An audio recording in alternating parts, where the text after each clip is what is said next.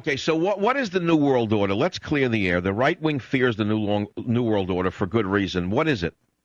The New World Order is a United States that does not have the Bill of Rights as the first 10 amendments of the Constitution of the United States.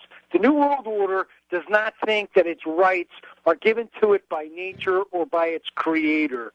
The New World Order does not think that the individual is the supreme essence of what exists on Earth.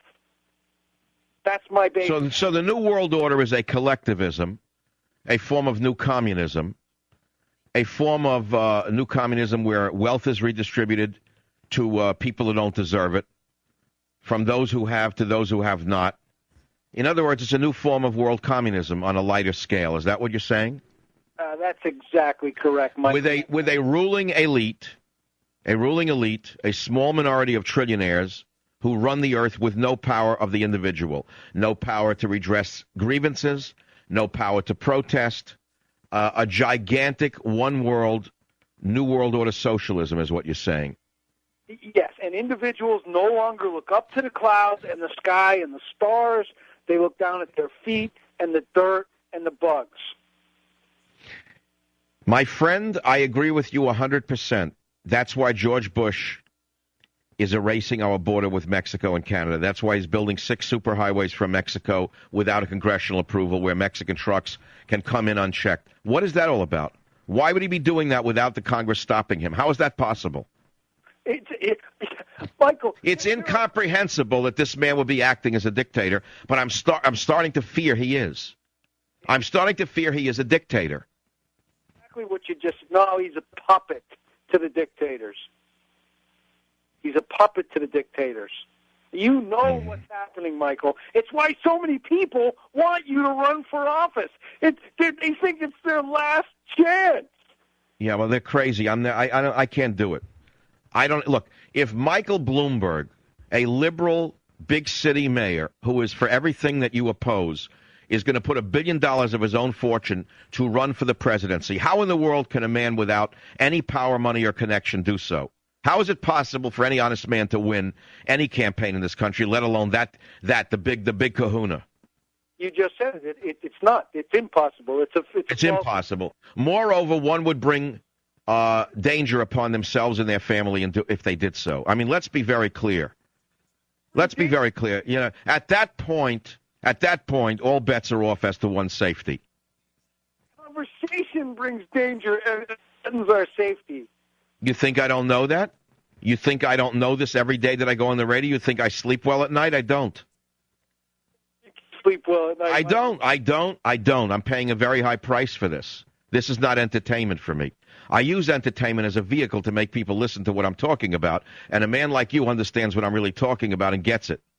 We finally have achieved the point in America where you got to say to yourself, do I want to live forever or do I want to live free?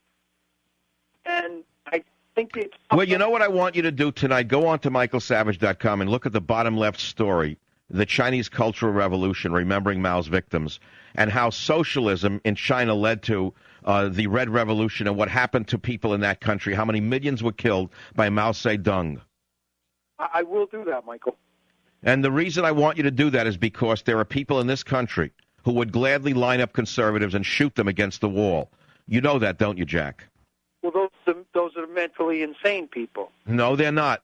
No, they're not. They're mainstream progressives. They would gladly line up thousands of people against the wall and shoot them if they had the power to do so and think they could get away with it.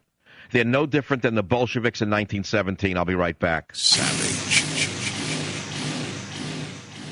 Now, let me summarize for you why I oppose the New World Order and why I oppose the candidacies of virtually all of them and what I fear the most. I fear the communist murderers the most. Let me start at the top of the pyramid. What is one worldism? What do we on the conservative right mean by one worldism? What do we mean by this? To the average person, what does it mean to you? It means doing business with the communist murderers of China, for example. It means doing business with the Islamic fascist murderers of Iran behind the scenes, even though they tell us that They aren't. They probably are through the United Arab Emirates. So, in other words, they're doing business with people who, if they gain total control over our economy, they have de facto gained control over us. And we all fear that they've already done so by currency manipulation and by buying our technology, by building parts for our jets and our tanks, parts that the jets and tanks could not run without. The communist murderers and their Arab brethren, along with the Russian bear, in many ways frighten me deeply. I fear that they will kill us, not just control us. I fear that there will be vast factories of slave labor in this country and vast factories of people being murdered. Would you like to know the extent of my paranoia? Because I'll give it to you. If you think that this is insane, then go and watch replays of the Super Bowl, or go watch some of the boys in the empty suits tonight talk to you about Super Tuesday. No, it's the communist murderers that I worry about. And it didn't just start with Bush. It didn't start with Clinton. It didn't start with Nixon.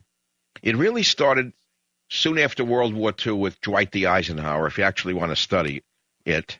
It was Dwight D. Eisenhower, who was generally seen as a nice grandfatherly figure, who started the whole road that we're on. He wanted to wipe out national boundaries for economic interests. You say, well, all right, what's wrong with that? I mean, personally, I'm for free trade. I understand what trade is all about. But we don't have free trade. I don't think you understand that.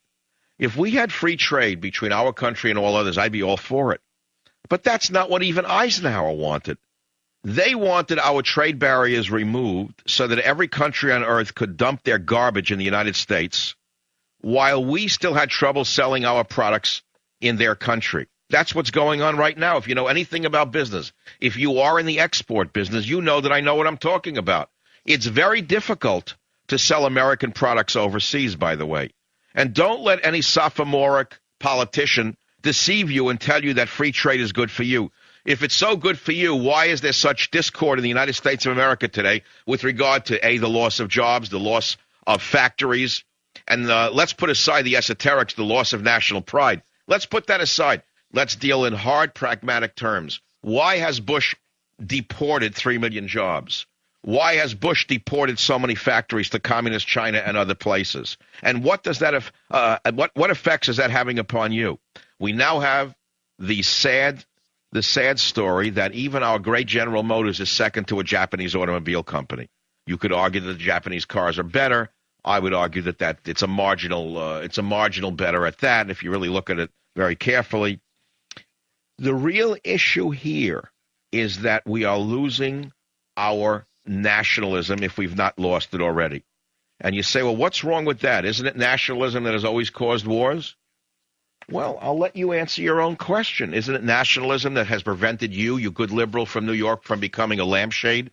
When Hitler and his nationalism tried to take over America and our nationalism, wasn't it the boys who grew up shooting squirrels in Texas who saved your skin? Wasn't it the boys from Tallahassee who learned how to fly those trainers who went over and bombed Schweinfurt on suicide missions? Wasn't it their belief in nationalism that has permitted you from not becoming a lampshade? It was nationalism that saved us in World War II.